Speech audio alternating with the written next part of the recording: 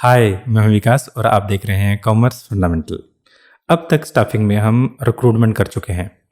Previous class में हमने recruitment के बारे में डिटेल में डिस्कशन भी किया था और हमने जाना था कि रिक्रूटमेंट एक पॉजिटिव प्रोसेस है जहां पर हम ज़्यादा से ज़्यादा एप्लीकेशंस को मंगवाते हैं जिसमें हम अच्छे पोटेंशियल एम्प्लॉय को चूज़ कर पाएँ। आज हमारे पास सेकंड स्टेप है जिसे हम कहते हैं सिलेक्शन। सिलेक्शन को हम करने जा रहे हैं। सिलेक्शन में क्या होता है, कैसे होता है, देखिए। सिलेक्शन एक ऐसी प्रोसेस है जिसमें हम क्वालिफाइड एप्लीकेशन को कुछ टेस्ट के बेस पर प्री डिटरमाइंड नंबर में सिलेक्ट करते हैं लार्ज एप्लीकेशन में से।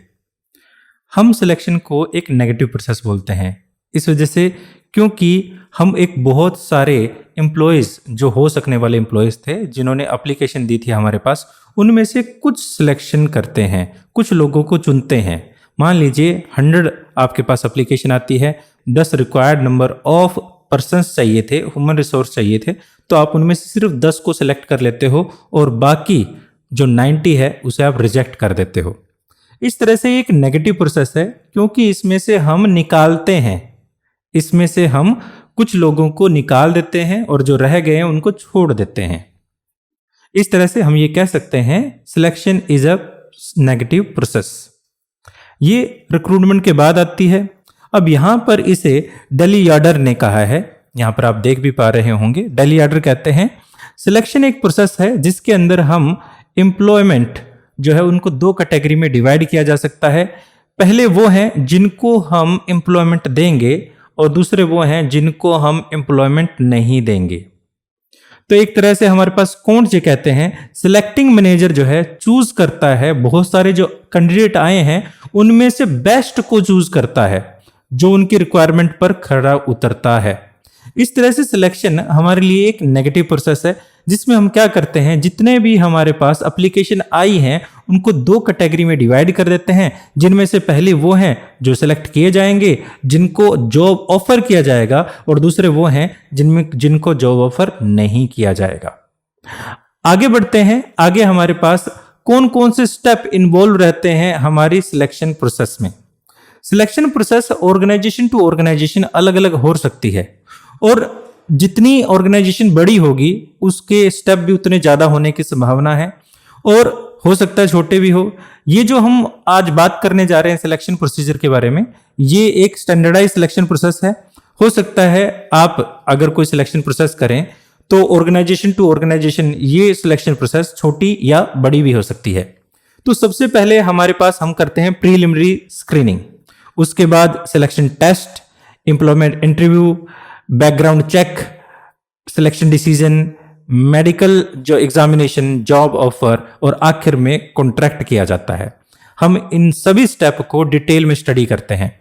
बट आगे जाने से पहले हम ये देख लेते हैं कि हमारे पास मोस्टली जो है हमारे पास दो टाइप के इंटरव्यू लिए जाते हैं। यहां पर आप देख भी पा रहे होंगे, यहां पर इंटरव्यू लिया जा रहा था और यहां पर प्रीलिमिनरी स्क्रीनिंग भी एक तरह से इंटरव्यू ही होता है। अब मान लीजिए, आप इसको थोड़ा सा समझ लेते हैं। मान लीजिए ये एक बिल्डिंग है और ये ऑफिस का गेट है और यहां पर रिसेप्शन बैठी हुई है और ये जो रूम है एक और जहां पर इंटरव्यू कमेटी बैठी हुई है। अगर कोई कैंडिडेट यहां पर आता है, यहां पर बैठने की जगह अलग अलग है, तो यहां पर हमारे पास रिसेप्शन के पास आता है। वो रिसेप्शन भी एक तरह से यहां पर कह सकते हैं कि वो भी एक इंटरव्यूअर है। क्यों? क्योंकि वो सिलेक्शन उससे कुछ इंटरव्यूअर जो है यहाँ पर रिसेप्शन जो है वो कुछ क्वेश्चन पूछेगा, तरह तरह के क्वेश्चन पूछता है, आपकी पर्सनालिटी के रिलेटेड हो सकता है। यहां से जो इंटरव्यूअर है एक तरह से ये प्रीलिमिनरी इंटरव्यूअर है। जो प्रीलिमिनरी इंटरव्यूअर है एक तरह से देखा जाए तो यहां पर वो जज कर लेता है कि इस कैंडिडेट को आगे भेजा जाना चाहिए या नहीं भेजा जाना चाहिए। ऐसा क्यों है? क्योंकि जो इंटरव्यू कमेटी है, जो फाइनल इंटरव्यू कमेटी है, उनका टाइम वेस्ट ना हो। टाइम बहुत ही ज्यादा प्रीसियस है, इसलिए उस टाइम से बचने के लिए और अननेसेसरी जो हमारे पास स्टेप्स है उसको इन्वॉल्व होने से बचने के लिए यहां पर एक प्रीलिमिनरी इंटरव्यू लिया जाता है और फाइनल इंटरव्यू जो रहेगा वो आगे रहेगा अलग अलग टेस्ट के बेस पर। तो यहां पर देखिए हमारे पास सबसे पहले प्रीलिमिनरी इंटरव्यू। प्रीलिमिनरी इंटरव्यू में क्या किया जाता है, एक कैंडिडेट जो है उसका फिजिकल और मेंटल एग्जामिन किया जाता है, क्या वो हमारे जॉब के लिए डेफिशिएंसी तो नहीं रखता। अगर कोई डेफिशिएंसी रखता है तो उसको आगे आने वाली प्रोसेस में शामिल ही नहीं किया जाता। एक तरह से जो हमारे पास फर्स्ट स्टेप है सिलेक्शन प्रोसीजर की, वो प्रीलिमिनरी इंटरव्यू है, जिसके अंदर फेस टू फेस इंटरेक्शन किया जाता है कैंडिडेट के साथ। अगर कोई इंटरव्यू के अंदर, एप्लीकेशन के अंदर किसी प्रकार की डेफिशिएंसी पाई जाती है तो उसको आगे के प्रोसेस में शामिल ही नहीं किया जा सकता। तो ये कह सकते हैं it refer to the test on the basis of face to face interaction between the interviewer and the applicant with the view of finding the suitability of candidate. तो यहां पर हम सुटेबिलिटी फाइंड करते हैं, क्या वो हमारे लिए सुटेबल है या नहीं है। अगर वो सुटेबल नहीं है तो उसको वहीं से हम चलता कर देंगे, यानी हमारे आगे आने वाले जो प्रोसेस है उसमें शामिल ही नहीं करेंगे। दूसरा, हमारे पास जो फाइनल इंटरव्यू है उसको समझने के लिए हम थोड़ा सा एक बार ये देख लेते हैं कि हमारे पास स्ट्रक्चर कैसा है। मान लीजिए ये हमारे पास स्ट्रक्चर है, ये स्ट्रक्चर है, और यहां पर हमारे पास डिपार्टमेंटल हेड है और ये हमारे सबऑर्डिनेटर्स हैं, और एक और डिपार्टमेंट है जिसको हम पर्सोनल डिपार्टमेंट कह रहे हैं। एक डिपार्टमेंटल हेड जो है वो अपनी रिक्वायरमेंट पर्सोनल डिपार्टमेंट को भेजता है, और पर्सोनल डिपार्टमेंट अलग अलग तरीके से एक कैंडिडेट को चेक करता है, और जो बेस्ट पॉसिबल ह्यूमन रिसोर्स है उसको वो आगे फाइल कर देता है कि हाँ ये हमारे पास पर्सन है। अब जो डिपार्टमेंटल हेड है, एक्चुअल में काम तो डिपार्टमेंटल हेड ने लेना है, डेली का काम तो उसने पढ़ना है। पर्सोनल डिपार्टमेंट ने तो एक और पर्सन को सिलेक्ट कर लिया और आगे वो भेज देगा, आगे डिपार्टमेंटल हेड जाने और वो जाने। तो डिपार्टमेंटल हेड जो है वो यहां पर चेक करता है, फेस टू फेस इंटरेक्शन करता है उस कैंडिडेट से जिसके साथ एक्चुअल में उसने काम करना है। तो यहां पर हमारे पास इंटरव्यू जो है एक तरह से यहां पर लिया जा रहा है फर्स्ट इंटरव्यू, और एक तरह से यहां लिया जा रहा है सेकंड इंटरव्यू। तो हम ये कह सकते हैं जो हमारा फाइनल इंटरव्यू जो होता है वो 2 स्टेजेस में होता है। पहला स्टेज जो है जहां पर्सोनल मैनेजर जो है कलेक्ट करता है detail information regarding the candidate, those find suitable, और जिसको वो सुटेबल समझता है अपने बेसिस पर जो उसने इंटरव्यू लिया है, और वो डिपार्टमेंटल हेड को आगे उनकी डिमांड के अकॉर्डिंग वो आगे पेश कर देता है कि ये पर्सन हमारे लिए हो सकता है। आगे जो सेकंड इंटरव्यू लिया जाता है वो डिपार्टमेंटल मैनेजर करता है फेस टू फेस इंटरेक्शन करके। जो हमारे पास डिपार्टमेंटल हेड है वो सेटिस्फाई करता है अपने आप को और डिक्लेयर करता है बाद में कि इंटरव्यू जो है उसके रिजल्ट क्या रहे। इस तरह से यहां पर हमारे पास अगर देखा जाए तो यहां पर जो एम्प्लॉयमेंट इंटरव्यू है, एक पहला एम्प्लॉयमेंट इंटरव्यू प्रीलिमिनरी स्टेज पर लिया जा रहा है और दूसरा एम्प्लॉयमेंट इंटरव्यू जो है वो थर्ड स्टेज में लिया जा रहा है। तो आगे हम देखते हैं, आज हम शुरू करते हैं अब प्रीलिमिनरी स्क्रीनिंग। प्रीलिमिनरी स्क्रीनिंग हमें हेल्प करती है कंसर्न मैनेजर को एलिमिनेट करने के लिए अनक्वालिफाइड और अनफिट एप्लीकेशन को। यानी एक पर्सन हमारे पास जो एप्लीकेशन देता है तो प्रीलिमिनरी इंटरव्यू में ही हम शुरुआत में ही हम अनफिट पर्सन को, अनक्वालिफाइड पर्सन को, अनफिट पर्सन को जो हमारी जॉब को सेटिस्फाई नहीं कर पाएंगे उनको हम पहले ही क्या कर देते हैं, फ्री कर देते हैं, हमारी तरफ से हम उन्हें रिजेक्ट कर देते हैं। ये एक तरह से प्रीलिमिनरी इंटरव्यू जो है हेल्प करता है ऐसे फैक्ट को स्टडी करने में जो हमें एप्लीकेशन फॉर्म में उस एप्लीकेंट ने नहीं दिए थे। मान लीजिए हम यहां पर वैसे तो एप्लीकेशन फॉर्म को चेक करते हुए वो पहले रिजेक्ट करता है, फिर भी कुछ चीजें ऐसी होती हैं जो एप्लीकेशन फॉर्म में हो सकता है ना दी जाए, एप्लीकेशन फॉर्म में हर बात लिखा जाना संभव नहीं होता। तो वहां पर जो प्रीलिमिनरी इंटरव्यू है वहां पर चेक किया जाता है कि ये पर्सन जो है वो फिट रहेगा या नहीं रहेगा। उस बेस पर हम क्या करते हैं, यहां पर उसको रिजेक्ट और सिलेक्ट करते हैं आगे आने वाली प्रोसेसेस के लिए। आगे हमारे पास यहां पर सिलेक्शन टेस्ट। अब हमारे पास जो सेकंड स्टेप था यहां पर देख रहे हैं सिलेक्शन टेस्ट अलग अलग प्रकार से। आजकल आप जॉब वगैरह देखते भी होंगे, गवर्नमेंट जॉब निकलती है तो पहले पेपर होता है। जो पेपर होता है वो पूरी तरह से डिजाइन किया जाता है एक पर्सन की इंटेलिजेंसी चेक करने के लिए, एप्टीट्यूड टेस्ट चेक करने के लिए, IQ टेस्ट चेक करने के लिए, हर प्रकार से उसको चेक किया जाता है और उसके बाद में यहां सिलेक्ट किया जाएगा, आगे की प्रोसेस रहेगी। तो यहां पर जो सिलेक्शन प्रोसेस रहेगी, सिलेक्शन जो की जाती है अलग अलग स्किल के बेस पर, अलग अलग टेस्ट के बेस पर हम सिलेक्ट करते हैं। यहाँ पर हम ये चेक करते हैं एक पर्सन की एबिलिटी क्या है, उसका स्किल क्या है, क्या उसका टेम्परामेंट बहुत जल्दी लूज तो नहीं हो जाता, कभी वो ग्राहक से झगड़ पड़े, ऐसा तो नहीं होगा। तो इन सभी चीजों को काम करते वक्त वो किसी काम को किस तरह से मैनेज कर पाएगा, उसके पास आगे नया प्रकार का टास्क आ जाए तो वो किस तरह से उसको हैंडल करेगा। इन सभी चीजों को हम अलग अलग प्रकार के टेस्ट लेकर चेक करते हैं। तो सबसे पहले हमारे पास होता है यहाँ पर intelligence test. Intelligence test indicate करता है एक पर्सन की learning ability to make decision, right decision हम कहें तो ज्यादा अच्छा रहेगा, कि एक पर्सन जो है वो कितनी जल्दी लर्न करता है और वो कितने अच्छे डिसीजन लेता है। एक तरह से हम यहां पर जो चेक करते हैं आईक्यू टेस्ट चेक करते हैं एक पर्सन का, कि वो कितने अच्छे जज कर सकता है, कितने अच्छे डिसीजन ले सकता है। दूसरा हमारे पास रहता है यहां पर एप्टीट्यूड टेस्ट। एप्टीट्यूड टेस्ट हमें हेल्प करता है एक पोटेंशियल लर्निंग को चेक करने के लिए, कि एक पर्सन जो है मेजर किया जाता है इंडिविजुअल की पोटेंशियल लर्निंग स्किल, कि वो लर्न कितनी जल्दी करता है। यहां पर हमारे पास जो आईक्यू टेस्ट था, यहां पर हम चेक कर रहे थे ability to make right decision, कि वो अच्छे डिसीजन कितने अच्छे ले पाता है। यहां पर हम जो चेक कर रहे हैं वो कर रहे हैं इंडिविजुअल की पोटेंशियल लर्निंग न्यू थिंग, कि वो कितना ज्यादा लर्न कर पाएगा। ये जो रहेगा हमारे पास एप्टीट्यूड टेस्ट रहेगा।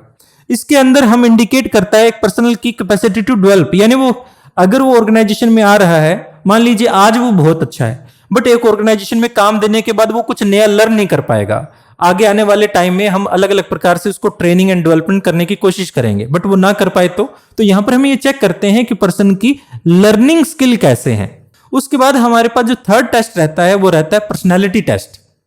एक पर्सनैलिटी टेस्ट ओवरऑल उसका जो अपीयरेंस रहती है, उसका मैच्योरिटी लेवल क्या रहता है, उसका इमोशनल लेवल क्या है, उसका रिएक्शन क्या रहेगा, उसका वैल्यू सिस्टम क्या है, एक तरह से ओवरऑल पर्सनैलिटी हम चेक करते हैं। यहां पर हम कह सकते हैं हम क्लू मिल जाते हैं एक पर्सन के बारे में कि उसका वो इमोशनली कैसा है, वो बहुत जल्दी भावनाओं में तो नहीं बह जाता, हिज और हर रिएक्शंस क्या रहेंगे, उसकी मैच्योरिटी लेवल क्या है, उसका वैल्यू सिस्टम क्या है, ओवरऑल उसकी पर्सनैलिटी कैसी है। ये चीजें चेक करने में हमें हेल्प मिलती है। फोर्थ हमारे पास है ट्रेड टेस्ट। ट्रेड टेस्ट हमें हेल्प करता है मेजर करने में existing skill of individual. Existing skill यहां पर देखिए, जहां पर हम एप्टीट्यूड टेस्ट की बात कर रहे थे, एप्टीट्यूड टेस्ट में हम ये चेक कर रहे थे कि एक पर्सन के यहां पर पोटेंशियल कितनी है, उसमें कितना सीख पाएगा वो, और यहां पर एक तरह से देखा जाए वो जो सीख पाएगा वो उसकी कैपेसिटी थी, और ट्रेड टेस्ट उसके रिजल्ट है, क्या उसने कितना सीख लिया है। It measure the existence skill of the individual, यानी एक पर्सन ने हमने उसको सिखाया कुछ और उसने कितना सीखा। एक तरह से देखा जाए हमारे पास सीखने के बाद के रिजल्ट है ये।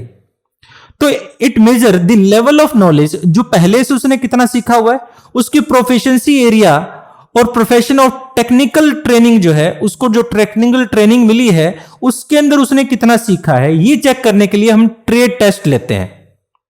और उसके बाद होता है हमारा इंटरेस्ट टेस्ट। इंटरेस्ट टेस्ट में यहां पर यह चेक किया जाता है कि एक पर्सन का कितना इंटरेस्ट है। अब कहते हैं ना, अगर एक पर्सन हॉबी ही अगर करियर बन जाए तो उससे ज्यादा अच्छा कुछ नहीं हो सकता। इसी तरह हम उस पर्सन का पर्सनल इंटरेस्ट देखते हैं, उसका पैटर्न ऑफ इंटरेस्ट जो है वो चेक करने की कोशिश करते हैं, यानी हमारे पास जो काम है उन काम में से सबसे अच्छा वो क्या कर पाएगा, उसका किस काम में सबसे ज्यादा इंटरेस्ट है। तो यहां पर काफी बार स्टूडेंट जो है एप्टीट्यूड टेस्ट में और ट्रेड टेस्ट में थोड़ा कंफ्यूज हो जाते हैं। कंफ्यूज होने की जरूरत नहीं है। एप्टीट्यूड टेस्ट जो है वो ये चेक करता है कि एक पर्सन में पोटेंशियल कितनी है, वो कितना लर्न कर सकता है। ट्रेड टेस्ट जो है वो ये चेक करता है कि उसने कितना लर्न कर लिया है। इस तरह से हमारे पास एप्टीट्यूड टेस्ट और ट्रेड टेस्ट दोनों एक दूसरे से अलग अलग हैं। उसके बाद हम क्या लेते हैं, एम्प्लॉयमेंट इंटरव्यू लेते हैं। एम्प्लॉयमेंट इंटरव्यू अलग अलग प्रकार के जितने भी टेस्ट हमने लिए हैं उन टेस्ट को क्लियर करने के बाद एक कैंडिडेट को एम्प्लॉयमेंट इंटरव्यू के लिए बुलाया जाता है। उस एम्प्लॉयमेंट इंटरव्यू में हम नॉर्मली उस पर्सन से फेस टू फेस मिलते हैं और बहुत सारी बातें करते हैं। किस प्रकार की बातें, और उनमें उस बातों से हम अलग अलग प्रकार के रिजल्ट भी निकालते हैं। हम ये पता करते हैं कि उसका बात करने का तरीका क्या है, उसका कंडक्ट कैसा है, यानी लोगों के साथ वो कैसे मिलता जुलता है, उसका टेम्परामेंट कैसा है, उसका इंटरेस्ट क्या है, उसका प्रेजेंस ऑफ माइंड क्या है, उसका मैच्योरिटी लेवल क्या है। ये सारी चीजें इकट्ठा करते हैं इस तरह से हम बहुत सारी इंफॉर्मेशन इकट्ठा करते हैं। जिस तरह से उसकी फिजिकल क्वालिटी है, उसकी वेरिफिकेशन भी कर लेते हैं। जो डॉक्यूमेंट उसने एप्लीकेशन के दौरान दिखाए थे, बताए थे, उनको वेरीफाई करते हैं। उसका इंटरेस्ट का एरिया क्या रहेगा, क्विक विटनेसेस कर लेते हैं, यहाँ पर जनरल इंटेलिजेंस चेक कर लेते हैं और मेमोरी पावर भी चेक कर लेते हैं कि वो कितना याद कर सकता है। ये सारी चीजें चेक करने के बाद अब यहां पर रेफरेंस लिया जाता है। मान लीजिए अभी भी उसको पता नहीं है, हमने यहां पर बहुत सारे लोगों में से, हमारे पास बहुत सारे लोग आए इंटरव्यू देने के लिए, इनमें से हमने ये 2 पर्सन को यहां पर देख लिया कि ये पर्सन हमारे पोटेंशियल एम्प्लॉय हो सकते हैं। यहां पर स्माइल भी बना देते हैं, ठीक है, ये हमारे पोटेंशियल एम्प्लॉय हो सकते हैं। अगर ये 2 पर्सन जो हमारे पोटेंशियल एम्प्लॉय हो सकते हैं, तो यहां पर हम क्या करेंगे, अब उनका बैकग्राउंड चेक करेंगे। यानी जहां पर वो पहले थे वहां पर वो क्या परफॉर्म कर रहे थे और यहां पर हो सकने वाली संभावनाएं क्या है, वहां झगड़ा हुआ या नहीं हुआ, क्या मुद्दा रहा होगा, उसका करैक्टर, उसका सोशल रिलेशन चेक करेंगे, उसका ओवरऑल बैकग्राउंड चेक किया जाएगा।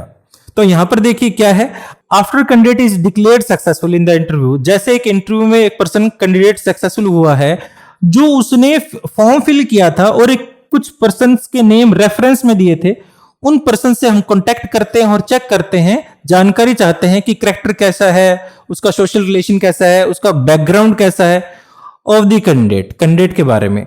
जो ऑब्टेन की जाती है information, employees may also conduct friends of the candidate, his past and present employers.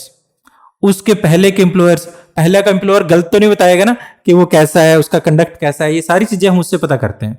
उसके बाद हमारे पास फाइनली सिलेक्शन डिसीजन लिया जाता है। यहां पर अब हम क्या करते हैं, सिलेक्शन डिसीजन लेते हैं। एक पर्सन ने यहां पर हर चीज क्लियर की है, उसने एम्प्लॉयमेंट टेस्ट क्लियर किए हैं, इंटरव्यू टेस्ट क्लियर किए हैं, हर चीज चेक हो चुकी है, हमने उसका बैकग्राउंड चेक कर लिया है। अब जो फाइनल हमने डिसीजन लेना है, तो उसके लिए हम क्या करेंगे, the opinion of the manager concern is sought. यानी हम डिपार्टमेंटल मैनेजर को यहां पर भेजेंगे, एक डिपार्टमेंट से अलग मीटिंग और करवाएंगे। जैसे मैंने बताया था, यहां पर 2 प्रकार के इंटरव्यू होते हैं। तो ये फाइनल इंटरव्यू और होगा यहां पर कि ये पर्सन हमारे लिए सुटेबल कैंडिडेट है, इसको फाइनल डिपार्टमेंटल मैनेजर से हम एक इंटरव्यू कंडक्ट करवाते हैं। और इन डिपार्टमेंटल मैनेजर के यहां पर फाइनल करने के बाद उसका मेडिकल एग्जामिनेशन करवाया जाता है। देखिए पहले मेडिकल एग्जामिनेशन नहीं होता था, पहले एक पर्सन अनफिट है या नहीं है, वो अपीयरेंस उसकी अच्छी है बट वो एक्चुअल में अनफिट है, तो ये सारी चीजें हो सकती थी। बट अब मेडिकल एग्जामिनेशन किया जाता है जिसे हम मेडिकल कहते हैं।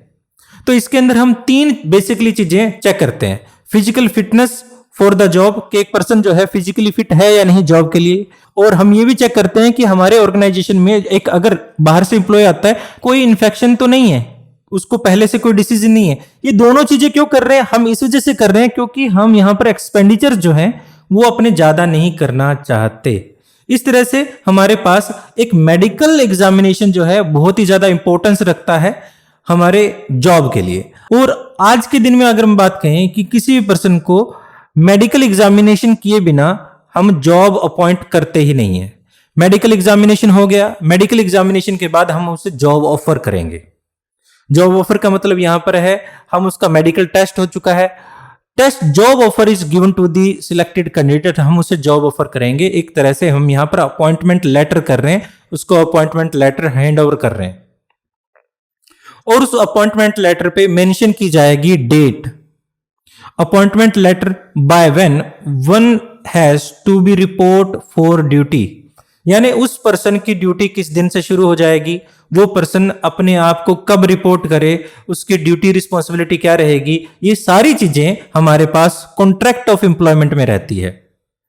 कॉन्ट्रैक्ट ऑफ एम्प्लॉयमेंट क्या है, एक एम्प्लॉयर एम्प्लॉय के बीच में एक कॉन्ट्रैक्ट होता है जिसके अंदर एम्प्लॉयमेंट और एम्प्लॉय यानी एम्प्लॉयर एम्प्लॉय का एक तरह से रिलेशनशिप जो है वो क्या रहेगा, एक एम्प्लॉयर एम्प्लॉय की ड्यूटी और रिस्पॉन्सिबिलिटी क्या रहेगी, एक पर्सन की क्या क्या करेगा, उसकी ड्यूटी क्या रहेगी, उसकी रिस्पॉन्सिबिलिटी क्या रहेगी, जॉब का टाइटल क्या रहेगा, रिस्पॉन्सिबिलिटी क्या रहेगी, डेट ऑफ रेगुलर सर्विस क्या रहेगी, रेट ऑफ रेम्युनरेशन, उसकी सैलरी क्या रहेगी, उसको अलाउंस दिए जाएंगे, वर्किंग आवर्स कितने टाइम तक रहेगा, लीव रूल्स, उसको जब छुट्टी मिलेगी क्या रहेगा, ग्रीवियंस रिमूवल प्रोसीजर, अगर उसका कोई ऐसी कोई बात है जो वो कहना चाहता है, उसका कोई झगड़ा है, उसको किस तरह से रिमूव किया जाएगा। डिसिप्लिनरी प्रोसीजर, अगर कोई पर्सन, डिसिप्लिनरी प्रोसीजर का मतलब यहाँ पर अगर वो अनुशासन में नहीं है तो उसके लिए क्या ट्रीटमेंट रहेगा। और हमारे पास, और आखिर में हमारे पास है टर्मिनेशन प्रोसीजर, यानी अगर उसको जॉब से निकाला जाएगा तो उसको क्या क्या प्रोसीजर रहेगा। ये सारी चीजें हमारे एम्प्लॉयमेंट, तो ये सारी चीजें हमारे एम्प्लॉयमेंट कॉन्ट्रैक्ट में रहती है। तो ये था हमारा सिलेक्शन प्रोसेस। आई होप आपको अच्छे से सिलेक्शन प्रोसेस समझ आ गया होगा, और फिर मिलते हैं किसी और वीडियो में। Thanks for watching and have a piece.